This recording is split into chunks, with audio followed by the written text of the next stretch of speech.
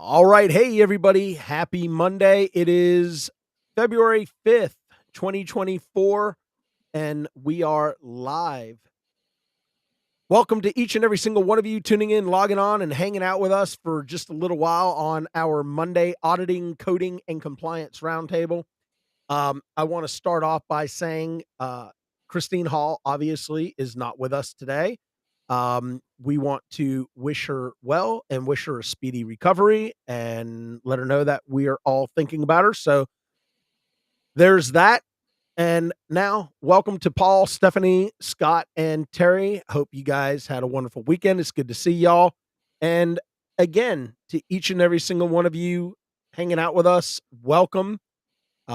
We so greatly appreciate all of the wonderful feedback that we get from you each and every single week. We love the engagement. I love seeing all the comments, um, hearing about or reading all of the comments, even as the program is recycling itself and folks are watching it after it's been live or catching it on the podcast. So, with that said, today we have a couple of really interesting topics to discuss. And I think the first one, I'll tell you what, let's get the easy one out of the way first. Let's talk about remote workers. I think that's the easier and faster of the two topics. And I want to make sure we have enough time to talk about it. And I think we want to talk about when does remote work actually work versus when does it not. So, Terry, let me go ahead and kick it over to you and let's get this conversation started and then we'll kind of go around the horn and see where we wind up. Okay. The reason I wanted to bring this up today is because it's been a while since we revisited this since COVID and everybody was forced to be shut down and work remotely. I know many of us work remotely, which I enjoy. And I would be bummed if I had to go into every single client office again, because it's just a lot more, not just convenient, but it just gives you, to me, it gives me better work mindset because I'm not interrupted. But in saying that, there are a lot of different positions in healthcare that have been coming up lately saying, well, we're hiring a remote manager. I said, well, what kind of manager? And they said, oh, for our clinical staff. How do you do that? How do you manage people without being there? Remote manager for coding, billing, revenue cycle management staff. I'm controversial on that. I think there's a way to do it, and then a way that it can go off the rails. But I think when you decide that you don't need face to face time with your staff, then you're going to miss something. You're going to miss those, not just relationships and building trust in between who you're talking to and what's happening within your organization, but it also creates a culture that people can, I don't want to say do what they want because I'll get cards and letters for that. But basically, I've seen, for example, the practice that is in San Diego and their manager remote is in Chicago. And she's like, oh, no, I'm handling it. There's not a problem. Everything's great. Well, what she didn't know is because then I'm about an hour and a half north of San Diego. They asked me to come back in to take a look. And they said because she couldn't get there. So I went over and I found that some of the workers didn't have HIPAA compliant spaces. They didn't have dedicated offices that nobody could see what was on their laptop, or they had paper, heaven forbid, paper medical records that was out in the open that anybody could see. It was really kind of sad. But the biggest thing is that I noticed that some people who are based on um, their computer moving or their mouse moving or clicks, or that's how they decide if they're on the computer, and that's how they get their paycheck. They had somebody there, or one of their kids moving the mouse, or I noticed that one gal, she says, well, I put in laundry, I go and walk my dog, I do this, that, and the other. And I said, did you do that when you were in person? And because she doesn't start her work day until about 10:30 ish, and she's getting paid starting at 8. And she said, well, no, but I can get more. I said, no, no, no. If you're getting paid on an hourly rate, you need to be working the hours that are assigned. And then I said, but again, when your time is up, so when it's at the end of the day and you're supposed to get off at 5, get off at 5. And I noticed that it was usually around 4:10, 4:15. So, that's still happening. But the biggest thing, and I just want to bring it back to kind of what we're also talking about in telehealth, is it appropriate to have the certain staff, whether it be management, whether it be in the revenue cycle, whether it be in the clinical side, is it appropriate to have them remote? And I would say it's 50-50. There are certain there are certain positions that you just can't be remote. The same with physicians. There's some conditions that you can see a patient through, virtual means, but I would really like to see how you plan to do surgery through telehealth. That doesn't work. And so, Scott, I'm going to send it over to you because I'm sure you've dealt with a lot of remote staff. And then, Paul, I'd like your input on that. I can talk about this topic probably for the whole hour, but I won't. I know Paul is probably, I guarantee Paul is the person on this panel who remembers the episode of The Simpsons where Homer worked remotely and had the wooden bird like doing his pecs. So I'll say a couple things about this topic. Sort of reflected on my own like work career. Like I've had jobs before where I've been required to be in an office, and maybe I worked faster than someone else who did a similar job. And so in theory, I just say, well, okay, I've done the same amount of work as this other person, so I should just leave now. But I felt like I couldn't because everybody's like watching you, right? So when you get up and you leave, suddenly you're the, even though you might be the more industrious worker, you're perceived as the less industrious worker, because it's like, well, this person always leaves at 4. And so I think it's important whenever we think about remote work that we've got goals that are focused on the production of what we anticipate is a reasonable amount of work for that position, and that we're checked in on, is the person the right fit for the organization? Are they working up to our standards? And I think Terry made a good point. There still needs to be some collaboration around when is it appropriate to be in the office? When is it appropriate to engage in the building of organizational culture so that people don't scatter? And one thing I would say about hiring people remotely is understanding if somebody's going to work remotely, how are you assessing that person for that specific skill? So I'm in like a Facebook group, as many people are, just related to the town that I live in. Like, what are good restaurants, yada, yada, yada. And every so often, somebody just comes in and says, I'm looking for a remote work opportunity. And someone will ask them what they do, and they're like, I don't care as long as I'm at home. And it's probably not the right person to put in a job like that. And so, the last thing I'll say on this, Terry had made mention of other activities. Like you'll hear people talk about remote work, and it's like, well, I can't go back into the office because who's going to watch my kids? It's like, well, how are you working and doing that? So I think there's definitely options for remote work. I think, in competitive markets where you're having trouble attracting staff, that can be a difference maker for you, but it still has to be the right person. And I think you still have to build an organizational culture focused on collaboration and people being able to be in the office. I mean, one of the things with regard to the provider side of it, I always felt during telehealth, it's a real opportunity to direct providers to better manage the patient flow of certain types of patients. I mean, half the reason people go to urgent care, I put myself in this boat sometimes. If I call my primary care provider, it's usually like 2 days, unless I'm like at death's door, right? So I'm like, well, why don't I just go up the street and get like the cough medicine or whatever I need? And so I would say the same thing about providers, right? Can a provider be productive in a remote work environment? Can you funnel certain patient types into telehealth visits where you're not losing that business to urgent care because you've got outmoded processes, right? So I realize that's a lot to put in front of people, but I do have a lot of thoughts about this. I'm a big believer in remote work. I work remotely. But like a lot of people, like certainly everybody on this call, we have objectives and standards of things that we have to get done. And if I'm not being productive remotely, it's gonna reveal itself pretty fast. And I think if you have remote workers and you don't have it set up so that your non-productive people sort of expose themselves, then you don't have smart goals, and you don't have a good setup to facilitate effective remote work. You know, I will say, and Scott, you and I have worked together now for what, 17 years?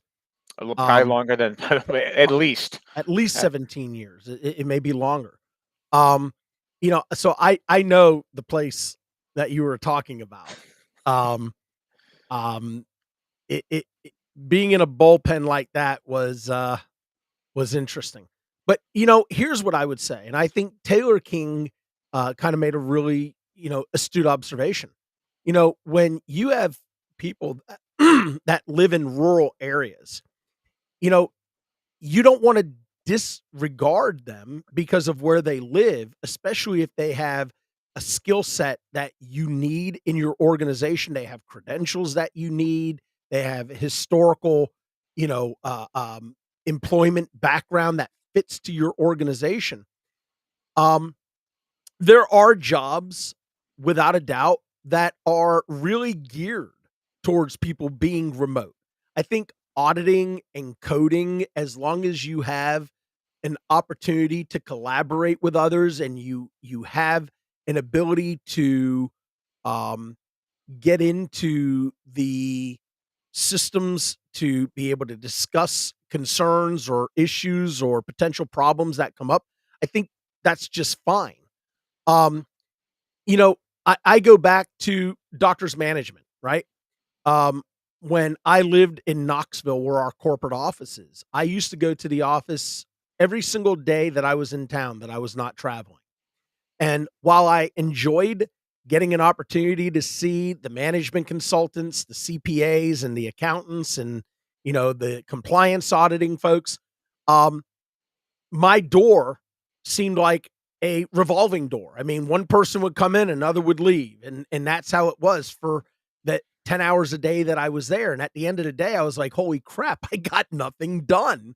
And I would have to come in the next morning at like 6:30 in the morning just to be able to catch up on everything from the day before.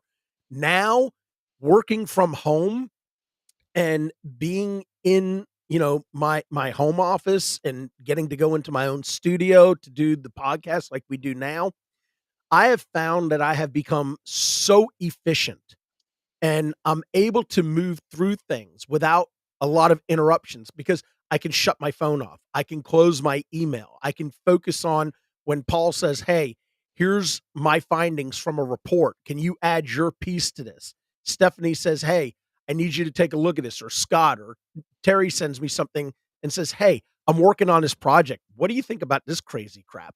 You know, I can literally move through things that I either it took me 10 hours to get through because I was in the office, or I never got through half of what I needed to, versus now I can get through 90% of everything that I have to get through by 1 o'clock in the afternoon. And it has made me more efficient. Now, again, you know, there's counter arguments to this, right? And I think we should talk about a few of these. Go ahead, Scott. You were going to say something.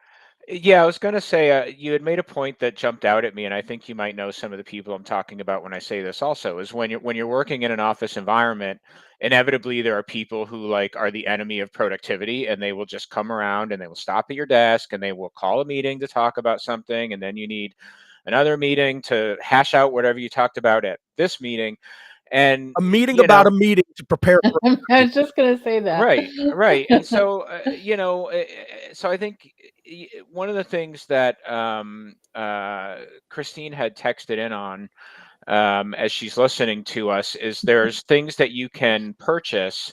Is this thing really called the Jerry Run Mouse That's Jiggler? what It she makes me said. I've think never of heard of like it. Jerry or Tom and Jerry, but it basically monitors your keystrokes, sort of like we were talking about before. And my personal opinion is if that's the tool you're using, then you're not setting the right goals for your remote staff, right? You're basically saying rather than give you what I think is what I would anticipate someone can produce in an 8-hour day, I'm going to sit there and make sure your fingers hitting the keyboard, right? It's just, that's my Yeah. view on it. So, Scott, I actually had friends who have attempted to work for coding companies that have all of this software that tracks what they're doing. And she's been coding for a long time. I know her integrity, I know her ethics, I know she's not the type of person to cheat someone out. And she did not even feel like she could get up from her desk and go to the bathroom because that's how closely it was monitored. Wow. And there would even be times where they would be like, okay, there were 4 minutes here or 7 minutes there. What were you doing?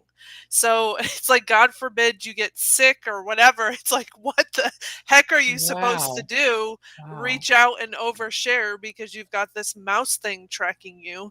And that to me is just ridiculous. Like you said, Scott, if you have to have that form of a dictatorship over your staff, then something's wrong where you should not be hiring them to begin with because there's a disconnect and they're not working.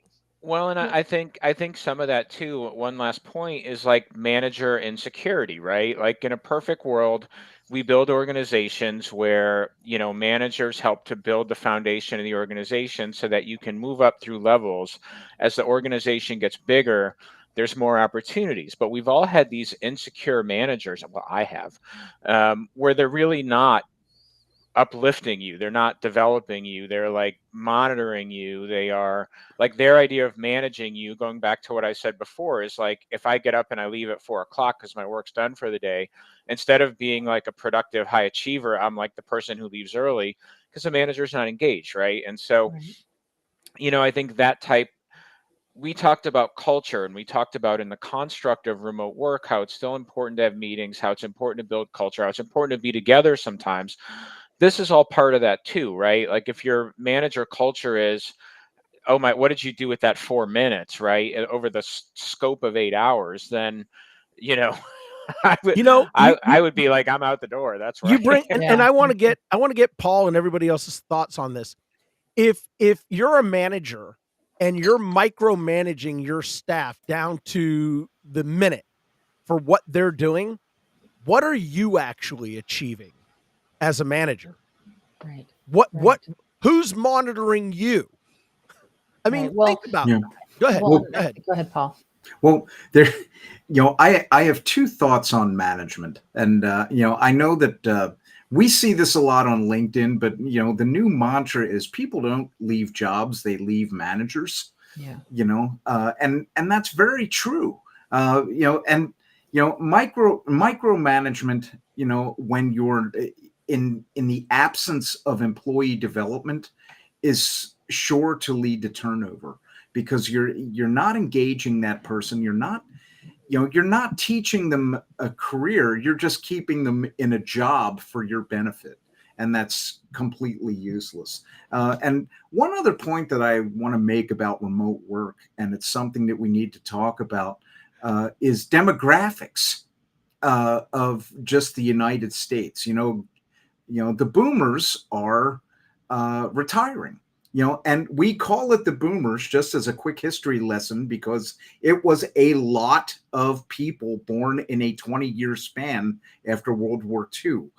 And as those, we had different reasons for economic problems in the 70s. All of these new college graduates couldn't find work, and now we have a lot of people generating jobs because there are people leaving the workforce, and we don't have and will never have that volume of people again in our population. So remote work becomes important in that sense. To Taylor's point, offering people in rural areas the same kinds of opportunities that are offered in more urban areas like mine.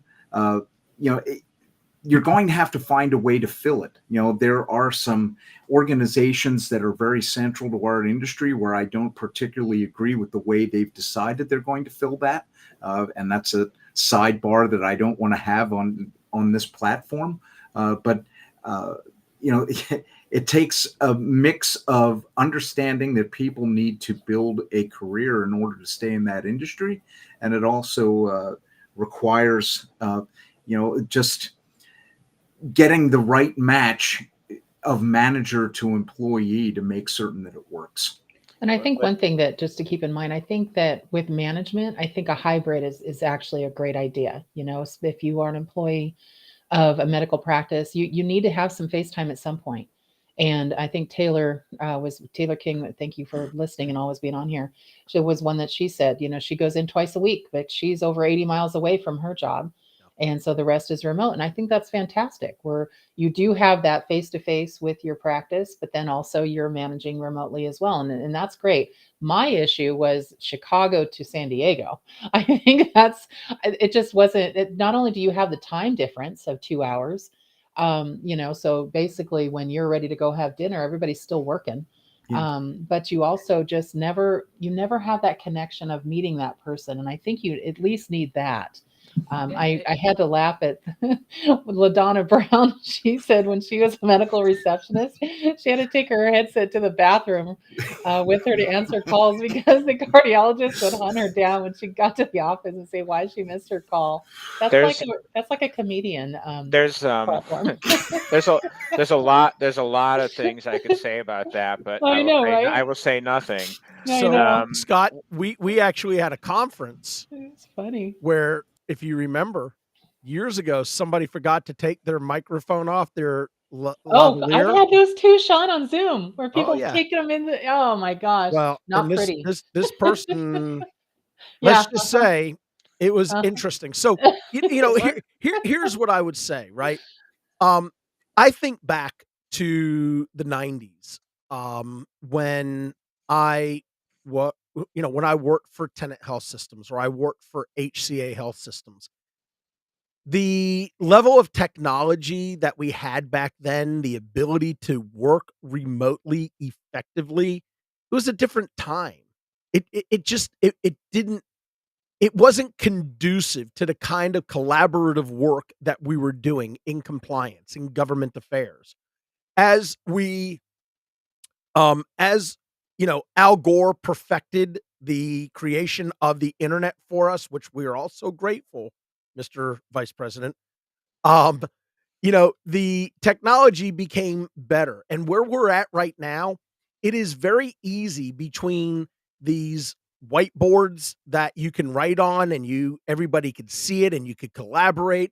And while it's not the same getting to walk into a room and give a hug to somebody who you haven't seen in 6 months or shaking somebody's hand who you haven't seen in a few months, you know, we still have that face to face. We still have the human contact. We still have the ability to effectively engage with each other. I mean, I'm in Atlanta, Paul's in Milwaukee, Stephanie's in Knoxville, Scott's in Washington State, Terry is in California, and Christine, when she's with us, is in Florida. And we're still able to be very successful, very efficient with the things that we do as a collaborative team. So again, I think there's great arguments on both sides.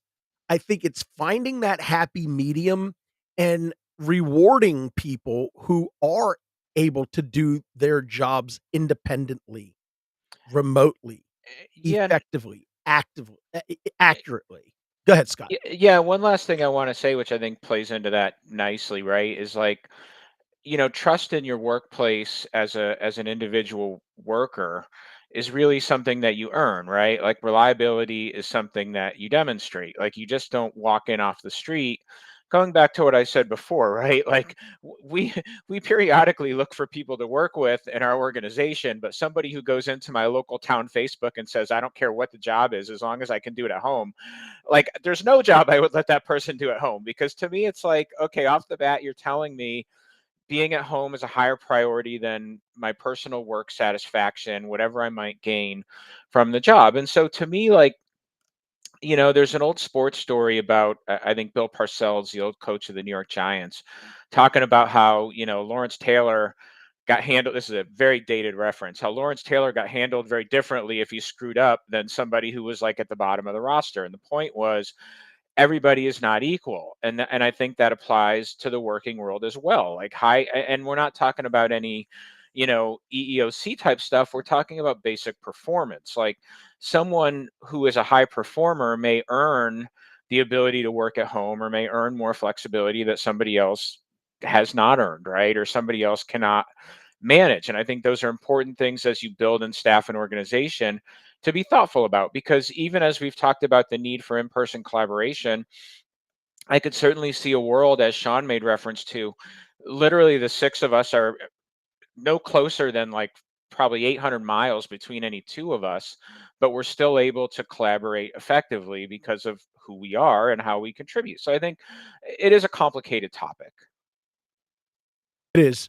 All right. So talking about complicated topics, let's go ahead and shift. Because I want to talk about AI. You just can't get away from it. And I think, before anybody rolls their eyes and is like, oh, here we go. we have to go down this road because I It's think coming. it is. And not only is it coming, it's here. And we're already starting to see anticipated litigation in the healthcare space for some of these AI programs. And I will tell you, I get emails on probably a weekly basis from organizations asking if they could be a sponsor of an episode of the compliance guy or if they could advertise. And we don't do that. That's just not something that we've done or we have. Who knows? Maybe down the road we'll find an elixir that, puts more hair on my head and, You're missing out. Netflix sponsors mine. I know they do. Stop, stop, stop, It's stop. funny. All right. So AI in healthcare, right? I think there's a lot of things that are going on where AI is absolutely going to be the antithesis of all of the problems that providers face. And I will start with talking about AI generated progress notes. This is something that we have broached kind of quickly in the past, but I really believe that as I'm starting to engage with more law firms that are are being engaged by their clients who are like, "Hey, I've used this platform or this EMR software has an AI functionality in it to create my progress notes for it." Believe it or not, there are these EMR programs already right now that are rolling out their beta tests for AI generated notes. And what we're seeing is reason for concern. So, Paul, let me start with you because I know you've got some thoughts on this, and then we'll kind of go around the horn. Okay, so in November, I attended the 2024 AMA CPT symposium, and one of the quote unquote lunch and learn sessions that they had was with 5 providers who were talking about the future of AI in healthcare. And this is after about a good 9 months where we're hearing a lot in our industry about AI creating medical records and creating documentation and, GPTs that are out there saying, give me a level 4 consult for this diagnosis code, and then building out documentation that, while it may have been a level 4, included medical references that didn't exist, for the disease it was being treated. The main takeaway that I took from that lunch and learn was that, as far as using AI to do something like that and to be effective, and really what we're talking about is AI and decision support, we are years and years away from that. And as much as somebody would like to sell you the bag of magic beans and say, here is a way to increase your productivity and your reimbursement using AI tools right now at this very early stage, based on where you have to understand that they have to pull the information from somewhere, and reputable sources are everything when it comes to creating anything with artificial intelligence, or what we're talking about, generative AI. Yeah, Stephanie, I know you had an interesting conversation with some folks that attended. We won't talk about the EMR vendor, who it is, but kind of what transpired there. Yeah, so looking at utilizing it to basically listen in on conversations and then go in and draft documentation from there. So, one of the things that I think is scary about this is when EMR systems are telling you that there's this type of capability, they're going to say something like, oh, don't worry, you still have the option to review this, to edit it, the provider still has to sign off on it.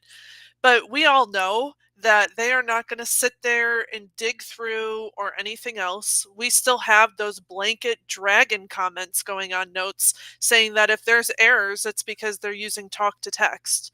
So, what is that going to mean when there's a system listening in? One other thing too, and Scott, I think this is one that that you had years ago. To me, it was pretty frightening. But there was a psych provider who used something similar as well. We have no idea if there was patient consent for it, but the entire psychotherapy note was dictated between provider and patient word for word, which is highly sensitive information. And, they're just like, okay, now my work's done. That thing dictated for me, and we can go on. The other thing that I worry about, I had mentioned to Sean as well, we have a client that is looking to use AI, I would say more so from the coding perspective. They're not necessarily having it generate actual documentation. But one of the things that they're learning as we've spent hours upon hours working together on this project is that there still remains subjectivity. So, they'll say, sometimes like when we're talking about presenting problems, well, how do you determine between the two? And I'll tell them, we couldn't even go off of diagnosis necessarily because not every chronic condition has an option for exacerbation. When we look at acute problems, one's not going to say complicated or uncomplicated. So, to some extent, when you're looking to utilize technology, it's only going to go so far, and it can't remove the provider's responsibility from having to know this information. And that is the scarier part for me right now, especially with the conversation I had with people about the system dictating for a provider. They're wanting it to take over and take responsibility off a provider, but then at the same time, they're the ones who are going to be in trouble when it goes wrong. And that's the key right there. Okay. And we could just stop there for a moment. And then Terry, I want to come to you on and get your thoughts on this. Folks, you cannot say to a prosecutor, well, that's the artificial intelligence, machine that I use. It's their fault for what exists in my notes. No, those notes are yours. Your electronic signature is an attestation to the accuracy of what's contained in that progress note. So, trying to convince a prosecutor that there was no intent, and I honestly believe, I really do. I don't think we're going to see as many False Claims Act cases um, being prosecuted for AI. I think they're going to be criminal cases. And here's why I say that. This is intent. You are intending to use a program that will artificially inflate documentation, complexity of patients' conditions to warrant a higher classification of evaluation and management service. I honestly believe that this is not knowingly, that this is not deliberate ignorance. I think reckless disregard could be if they went the FCA route, because that's gross negligence.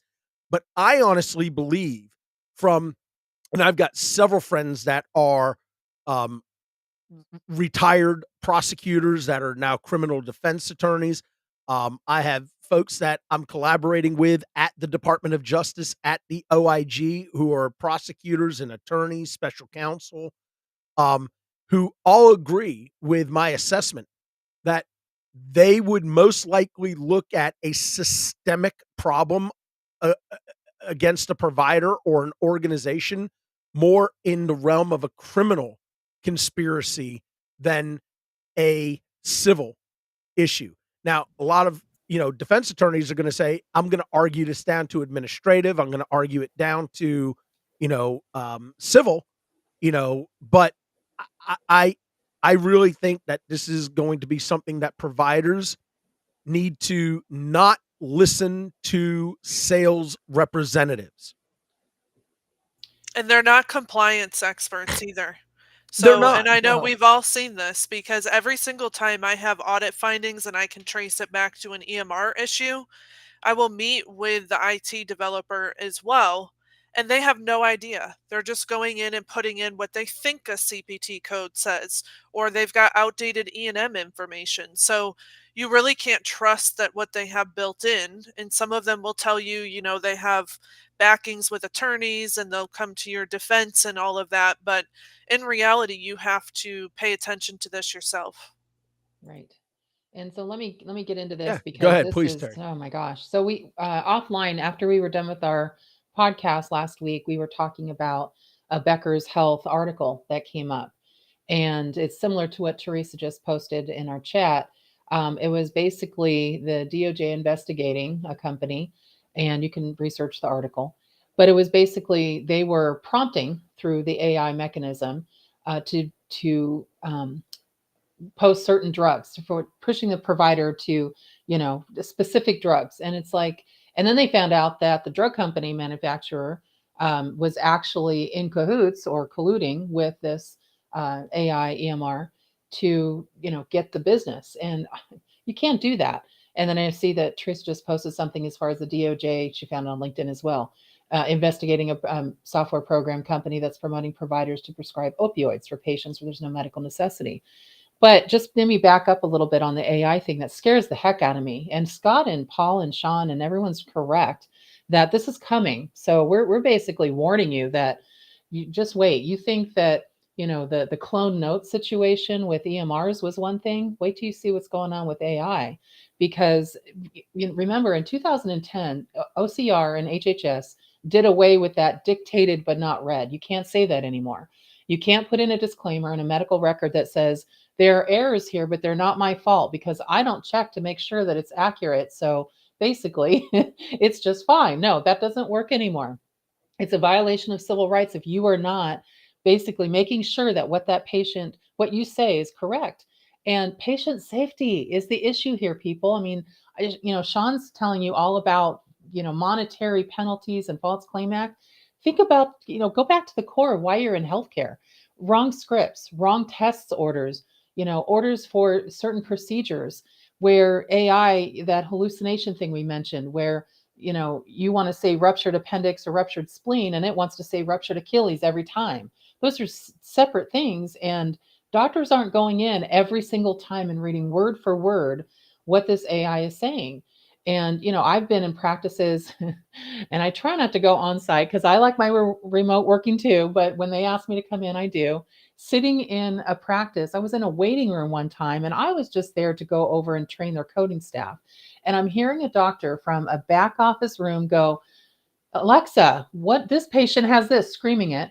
And what do I do with it? And I'm just like, oh my gosh. And we could all hear it in the waiting room.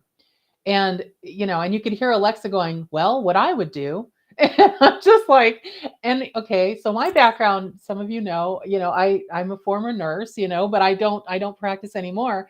And even as a clinician, I'm like, that's not right. That is not something According you to should be doing. WebMD, I know. I'm just like, but that's the wrong. I know what that medication does, and that's not for that. I think it was saying something you should take lisinopril, and they were saying something for cholesterol. I'm like, no, that's not for that. So I was just like, oh, you've got to be kidding me. And hearing that charting, and that's one very basic AI. But yeah, the and other, keep in mind, Alexa did not go to medical school. yeah, oh my gosh. But well, and then you're bringing up a point here because not only do we have bias in AI right now that I think HHS just came out and said, well, we're going to start looking at this, oversight. We're going to start, figuring out. Does anybody really know where they're getting their information? Who's creating the AI? Who's the one that's actually the humans? Who are the humans and what is their degree? What is their clinical background? Where do they come from that is getting all this information? I've asked two companies and they couldn't tell me. They said, Yeah. well, we'll go to Harvard sometimes, or we'll go to this university. I know. I'm just like, Yeah. well, that wasn't the first place I'd go, but not nowadays. And I mean, that's an enormous debate in just about any topic that you can think of right now. Who is the trusted source? Who is the source? And Exactly. anybody can just pound their chest and say, trust my information.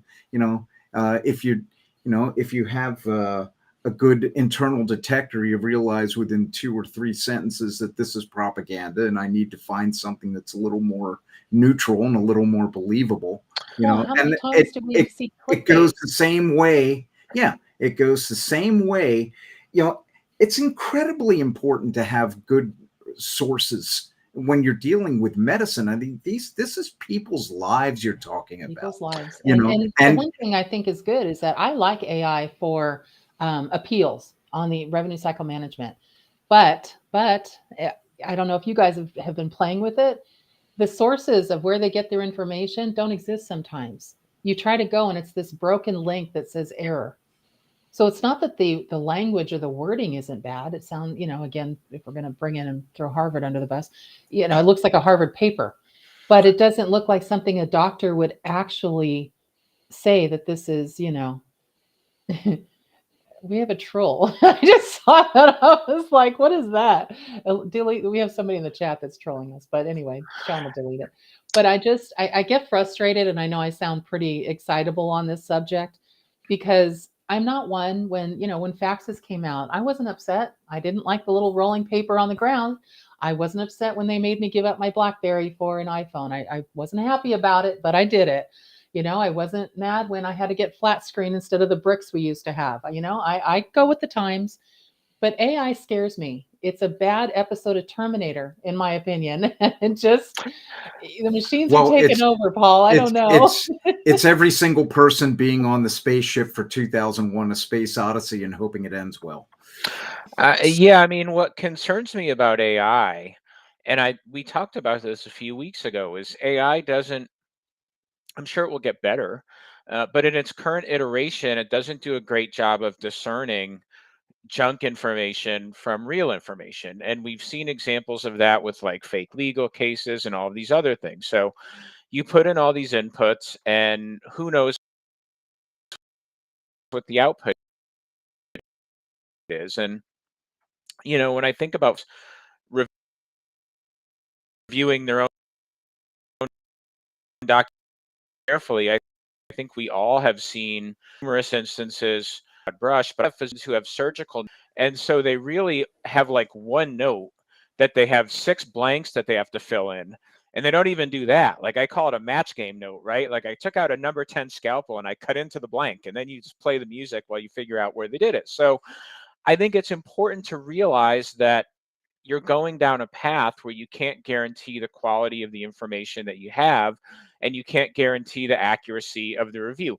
Will it get better? I mean, of course it will. If you'd have told me 25 years ago that we'd be sitting in 5 different states communicating with you in real time in this way, we might have been skeptical of that, right? Like, who has a wall phone anymore? Things change, and AI will improve.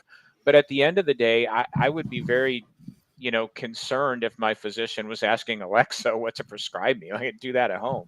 Can Well, we the can thing we that sucks pause is, for just a minute because yeah, this is showing up on the YouTube feed and some others. Oh, Wesley. Listen, my friend. take that down. This is I don't a want to join the cult. this is a regulatory compliance healthcare podcast. This is not a cult conspiracy podcast. Please, while I respect your thoughts and opinions about Satan, Satan is not on the compliance guy. And as Take it down, such, I Sean. would ask that you would please stop posting things about Satan. Speaking of And AI, maybe AI And is and you're infiltrating. embarrassing Wesley Curry the first. okay, so I, again, You learned something from somewhere. That's all I'm going to say about that. This is like a Zoom Listen, bomb. Has anybody to got a those Zoom bomb before? This is to really those who are on the YouTube feed, because I know we have quite a few of you. I'm looking at the feeds right now. Listen, I am sorry. I don't control, unfortunately, who gets on here, but when I'm done, I will go on, and Mr. Curry II will no longer be able to post onto the YouTube site. Again, folks, please be respectful of the chats. Yes, we're going to take the Omni mark to get to 32,523. So please stop. go away, troll You can somebody delete them in else. your LinkedIn feed. Okay. So Let's if I can, let's finish your back, thoughts, yeah. Paul. yeah, if I could get back to the topic at hand, if I can remember my train of thought after that incredibly odd interruption. I read a book in 1976 in elementary school called 2010 Living in the Future. And it showed a lot of different things. I mean, it showed, some things that are common nowadays, like, using a computer for food delivery, or, it had their version in 1976 of remote schooling, which the 1976 version was 25 televisions on a wall, and you saw the face of every student on 25 individual televisions, which is childish and unique. I mean, what I was hoping for as a 10-year-old was jetpacks, and and instead we're getting generative AI that's spitting out really bad information right now. It requires you being a skeptic.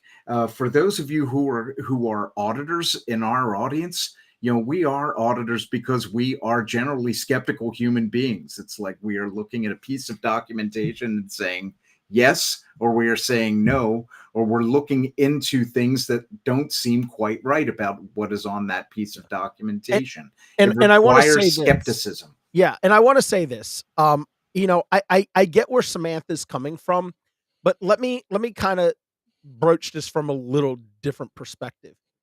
While AI is a tool, it's not a tool that each and every one of us can make the decision to pick up and use.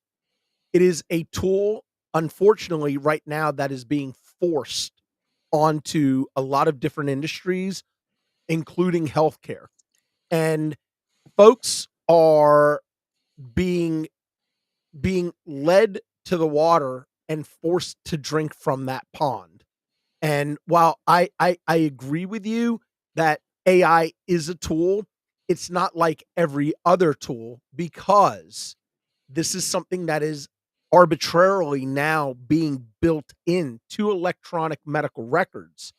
It is a tool that is readily available and at the fingertips, whether you want to use it or you don't. So, again, if there are options for your providers to turn off the AI component for documentational purposes, for coding purposes, it's just like the coding wizards. How many times over the years have we all advised our clients, turn the coding wizards off, because they are nothing more than a simple algorithm, right? If the algorithm doesn't include an ability to determine the complexity of the decision making or the medical necessity of an encounter, the words are always going to lead you to a higher level of service than what your medical necessity actually supports. So you got to be careful. And Samantha, I know you. You and I communicate a lot, so I don't want you to think that I'm disregarding what you're saying. I get your point. I just want to make sure that, because it is in the chat, that everybody understands. There's always a couple of different ways to look at things, but it's a great comment. It's well received. Thank you. Like any other computer program that's ever been devised, it needs to be taught, how to do things. It needs to learn how to draw from certain sources. At this point, we're all very excited about AI because NVIDIA is making a fortune on AI chips, and in just a 12-month period, it has just exploded into every area of life, and it's quick. And technology is like that. I mean, transistorization makes it go much faster. But believe me when I tell you that generative AI right now is at the same level as a chicken playing tic-tac-toe. It is not ready for prime time. It needs more time. It needs to find reputable sources. It needs to be trained to spit out actual facts. It's not there. You know what it reminds me of, Paul? Remember the one Super Bowl, since that's coming up this weekend, that one Super Bowl commercial? I don't remember if it was 10 years ago, 15 years ago, maybe even 20. And everybody freaked out about it. It was when Christopher Reeve, who was a quadriplegic, he actually, through AI, walked through something they were showing, and this was the future. And people were not happy. They were saying that it was just so wrong to do that when, he was in a wheelchair and just totally confined. But nowadays, you come back, fast forward 20 years, and now people are like, what? Everything's like that. But now I'm seeing AI generated images even, and now we're in a political year, that aren't accurate. Perfect example for those of you that are always asking me how am I doing because we're having floods here in California. Sean and I were talking this morning offline before this, and if you look on social media, there's photos that we're having this massive flooding that's coming through this. If you look, it says it's from was it Carlsbad or what? I don't remember the city, but it was incorrect. What it was is somebody took it and transposed AI wise this massive flooding from a Universal Studios tour movie site. And so they made it that that's really what's going on here, and it's not. Yes, we have some flooding going on, but you have to be very careful with what is believable and what isn't. AI is, and I'd say bias. I'm trying not to say corrupt, but look what happened with telehealth and the bad actors. Let's go there. There's going to be so many bad actors with this because the technology is so high tech. It's so easily hacked and it's so easily manipulated that unless you're doing your homework and making sure that you know the sources, you know who trained it, like Paul said, where did the source come from? Where did it start? Before you implement it, then I think, like Sean said, I think that the fraud issue is going to be something you're going to have to deal with in the future. It's up to you to do your own oversight, regardless, irrespective of what the government is doing. I think those are very good points. Paul had talked a little earlier about skepticism. As some people know, I've mentioned it on the podcast a couple of times before. I have a journalism degree, and I practiced that in a previous life, and nobody really trusts them anymore either. But they used to tell us back in school, if your mother says she loves you, check it out, which was a way of saying trust like nothing. And I think that when we think about some of the things that Terry's talking about, like you never really know whose agenda sits behind whatever it is that you happen to be looking at, whatever it is that's being programmed for you. We had examples earlier in this podcast, where a software program was prompting a prescriber to prescribe a certain drug. Like, who would benefit from that? Like, let's make our list, right? And so, you really do have to, no matter how much AI is around you, use your use your own intelligence to discern what is real and what is not real. And so, I think regardless, we talk about healthcare, elections, whatever you want to talk about, like if all of your information is coming from one source, that source has the capability to manipulate you however it wants. It may not, but it may. And so I think it's important to be ever skeptical of these tools, similar to what I said before about remote work, right? Like you build trust and then you have trust, right? So I wouldn't walk into a relationship with any software tool or anything and say, well, I trust this explicitly to always do the right thing. Stephanie, let's get some of your thoughts on this, and then we're going to kind of wrap this segment up. Yeah, so another angle to think about is when we think about RCM and just the entire process of claims. We have right now a lot of issues with staff that are not understanding how to even read an EOB at times, but yet they're working for these billing companies. They're supposedly taking care of everything. I actually have a client right now who is crippled in their revenue, and I'm tracing it directly back to the billing company that they're using and their inability to handle their claims timely. They've completely lost money due to timely filing, staff not following up, things like that. Terry, I know you brought up the minimum wage going up to 20. So that'll be interesting too, because in It's general, California. We're weird out here. yes. In general, we're seeing this across the board. I even have coding friends, one who came to me this morning asking about what I'm seeing in the job industry right now, because they're not seeing a lot of options out there. We were talking some about the economy and all of that. So when it comes to AI, my thought just goes into what's been talked about already, and it really is going to depend on what the systems could be taught and what can be automated. So if that data is already coming in electronically from the payers, my question would be, what could our practice management systems be doing on the other side to also automate some of that? Um, I don't know about you all, but what I'm seeing is that the payers are starting to implement a lot of technology where, they could even deny an entire claim because an ICD-10 guideline wasn't followed. We don't have that right now on the provider side. We don't have that in the practice management systems. It's still pretty manual, I would say, from that perspective, where it's requiring that human. So I think it's going to take quite a bit, but I don't really know. And maybe you have some thoughts on it, Terry. I don't really know what the incentive would be on the practice management side, like it would be on the payer side. They're saving a lot of money there. Yeah, I think on the practice management side, it's more to project what could happen, where they could find revenue, where revenue is potentially going to be lost. I think AI, in that respect, I actually like watching the algorithms, how they figure out what could happen, because we don't have a lot of predictive information except to go by what past says. And I know that's what they use as well. But AI is so much more advanced in predicting what could happen. I actually like that to a point. But I just think that we have to just be careful again with where it's sourced, where it Yeah, started from. That's my issue.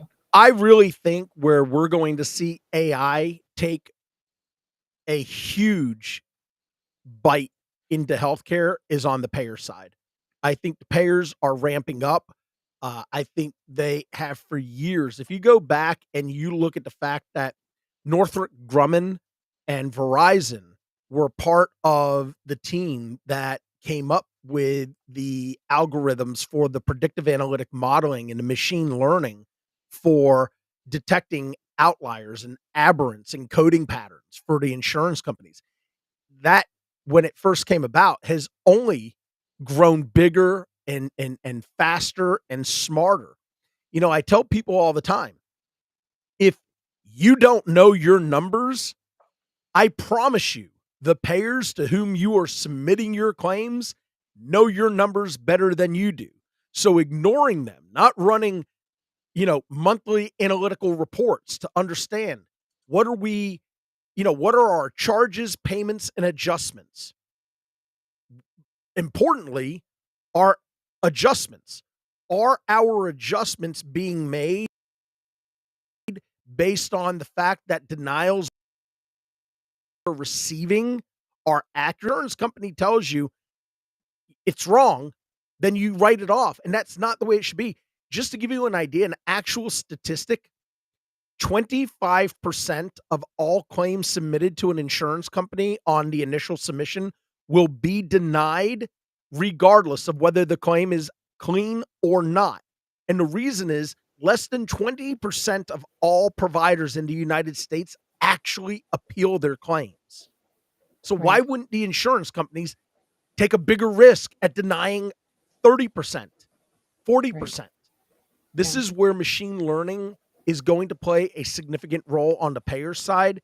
Because remember, insurance companies are not in the business for paying sick claims. They are for-profit, money-making organizations that are beholden to shareholders, period. Right. All When right. they say their profits are down to 4 billion this quarter, I just like, oh, poor things. Yeah, exactly. Yeah. So, all right. Um, I think we have everybody's perspective on remote workers. I think we have everybody's perspective, at least at this point right now, on AI. I think as we continue to move forward and we watch the patterns, the trends, the things that are going on, I think we're going to have more and more information available to be able to disseminate and share with all of you on where the insurance companies are going. And I agree with Paul. I think at some point we're going to wind up having an entire episode that is dedicated to AI and the insurance companies Payers. and what to be aware of, how to be aware of it, and what to do to fight back on that. So we'll be watching that throughout the course of 2024. All right, to Paul, Stephanie, Scott, and Terry, thank you all so much for being on the program today. To Christine Hall, we wish you a expedited and quick recovery. We look forward to having her back on the program next week. Terry and I are going to be back tomorrow with a brand new #Terry episode. I'm really looking forward to this one. It's kind of an interesting topic, and I think it's one that's going to resonate with a lot of folks. And to each and every single one of you, thank you so much for tuning in, logging on, and hanging out with us. Thank you for engaging. Thank you to our friend Mr. Curry II, who embarrassed Mr. Curry I. We wish you nothing but good luck, sir. And we will be back later this week with some more enlightenment, as I like to call it. So until then, be good to yourself, but more importantly,